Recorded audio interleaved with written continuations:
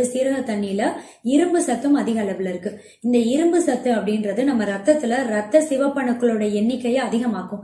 Haemoglobin அளவு ரத்தத்துல கம்மியா இருக்கு அப்படின்றவங்க எல்லாம் சீரக தண்ணியை தொடர்ந்து குடிச்சிட்டே வரும்போது ரத்த சிவப்பணுக்கள் எண்ணிக்கையை அதிகமாக்குறது மூலமா ரத்த சோகை பாதிப்புல இருந்து சீக்கிரமே வெளிவர முடியும். அனீமியான்னு சொல்லக்கூடிய ரத்த சோகை பாதிப்பே ஏற்படாம தடுக்கக்கூடிய தன்மையும் சீரக தண்ணியில அதிக அளவுல இருக்கு. ரொம்ப குறிப்பா கர்ப்பிணி பெண்களுக்கு பாத்தீங்கன்னா ஹீமோகுளோபின் அளவு ரத்தத்துல அப்பப்ப கம்மியாகும் இல்லையா? இந்த ஹீமோகுளோபின் அளவு கம்மியா இருக்கக்கூடிய கர்ப்பிணி பெண்கள் தொடர்ந்து தினமும் ஒரு நாளைக்கு ஒரு கிளாஸ் சீரக தண்ணி குடிச்சிட்டே வர்றது உங்க ஆரோக்கியத்துக்கு மட்டும் இல்ல, உங்க குழந்தையோட ஆரோக்கியத்துக்கும் ரொம்ப ரொம்ப நல்லது.